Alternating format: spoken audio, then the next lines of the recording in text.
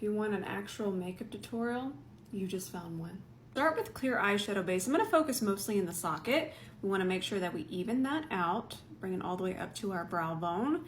And then I'm actually going to grab this pencil. This is actually a lip and eye pencil. We're going to lay this down as our color. And we're also going to use it as a lip liner. But listen, if you want to use something on your lips and your eyes, you have to make sure that you're sterilizing it. So this has been sterilized with alcohol. So I'm going to start on my eyes first, then lips later. Let's kind of smooth and blend that out. Still using that 𝗕𝗘𝗧𝗬. This is really going to tie in later. This shade is almost a tawny bronzer, so it's going to be really pretty as a base. I'm so excited.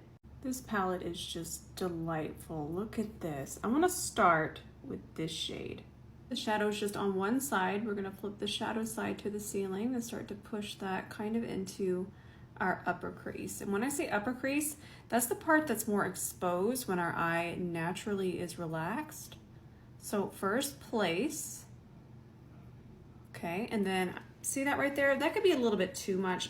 These are a little bit more pigmented than I was expecting. And then we're just going to smooth. So I wiped off the brush, now we smooth.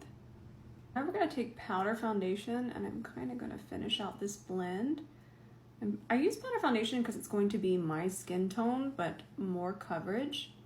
And it really just blurs this top part. Let's get a little bit more warmth and depth. We're going to grab quite a bit of this. I'm starting to understand the level of pigment we're at now here. Ooh, that is nice. We're just going to add some depth out here. Then I'm going to flip the brush over, transition that upwards a little bit. Notice that I'm tapping. I have a lot of control when I tap. We're going to switch to a smaller brush now and we're going to start to shade. I'm just going to start to stamp that out here, stamp it into the socket, and then have it peek out of the socket a little bit. That way we can start to shade. And we'll get a little bit of lift this way even without wing liner. We're going to use one of the intense shimmers, maybe that one, but first let's start the sheen. I like to kind of gradually get into the intense sparkle, and this one's a little bit more of a satin than even a shimmer. So we're just kind of feathering that into that darker outer part of our eye. Now time for the sparkles. Grab it on the side of the brush, and I'm just going to keep it on my natural lid. So if I was doing a cut crease, I would want to create a much larger lid. So I would put the sparkle probably all the way up that way. But I want it to just be a little whisper of shimmer. So I feel like this is going to be perfect. So this is the darkest shade in the palette, and we're just going to do a light smudge here. I'm just kind of blinking on it, but I think we should do a true tight line as well. Let's grab MAC Black Track on an E26, and we're going to need two brushes for this. But one of the brushes, all we're going to do is hold up our lashes.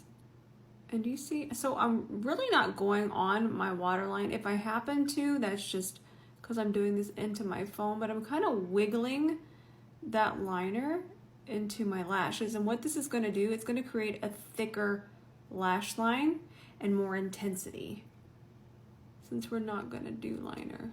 But don't do this into your phone. Do this into a mirror. Now, finishing touches, the brush is upside down, and you're just filling in all of the gaps in between your lashes.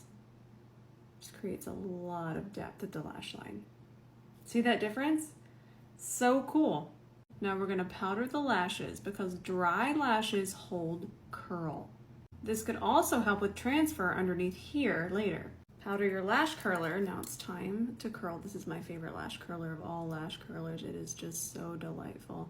And what you're seeing me do is I'm just very carefully getting to the root, and then I'm going to hold it on here about 15 seconds. And if you like a curled lash, I highly recommend this Milk Cosmetics. It's literally for lashes that don't want to stay curled. Mine. So this is going to be the best foundation tip that you've ever gotten. Do you see how flat that is?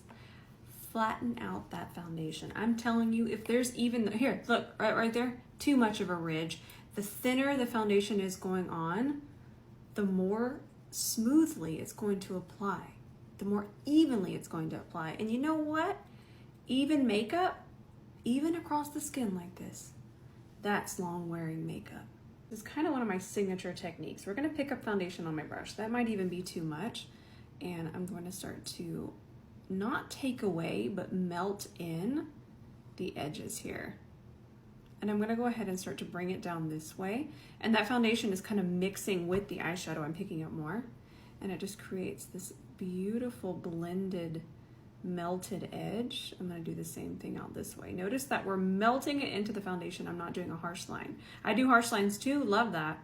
But this is just a really nice way to get your eyeshadow to kind of melt into your look. And then as a last step, I take a little bit across this top part, kind of through here, right? Not below, just right through there to continue the melt. Look at the difference. It's just so delightful.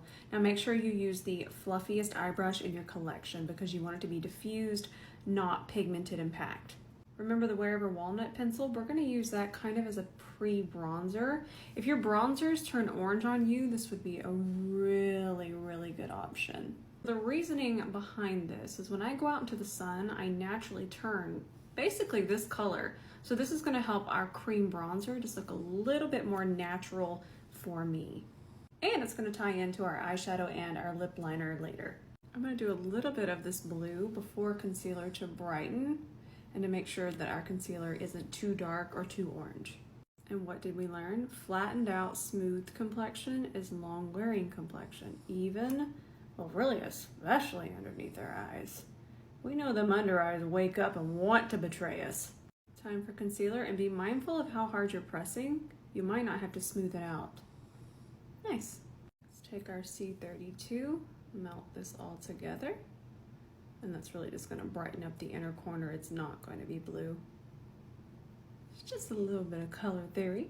I haven't used this in a while, but I remember absolutely loving it. But you know what? I don't wanna do the wand because I could pick up the foundation and all the good stuff we have on. So again, with the even makeup, let's just grab a little bit, even it out, and then we're gonna grab a brush. I want a more diffused application. I'm gonna pick up just a little bit on a C40. Start to melt it into that more tawny red that we have on. Oh yes, delightful. And remember, it's always easier to build. So if you ever see me put on something and you're like, where's the pigment? Oh, it's there. I'm just afraid of it, okay? I would rather build than have to take it off. Time to set. I'm gonna pick up my powder on my puff. Then I'm going to push it into the puff. And what happens is it makes it really nice and even. And then we're just gonna go ahead and set it, cat hair and all. Pretty sure one just went into my eye. And this is not baking, this is still considered setting. Even though you might be seeing powder kind of sitting there, it's going to all get pressed in, and that ensures that we have a super smooth, no creasing under eye. And then I just kind of use what's left to set the center, even if I have to keep going back to grab it and then putting it other places.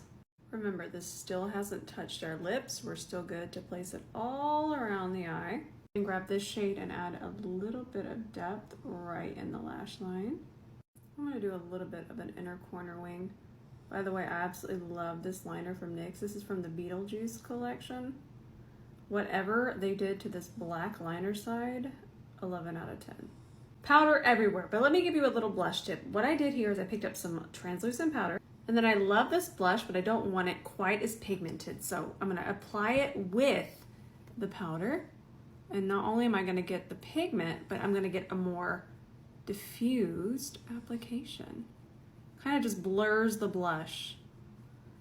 Love this trick. Now, time for the lips. Let's do this Revlon lip gloss. I don't think I've tried this. The shade is Rose Quartz.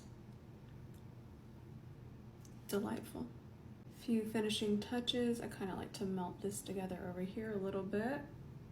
This palette, 11 out of 10. Can't wait to use it again. If you made it all the way to the end, thank you for watching. Save this for later.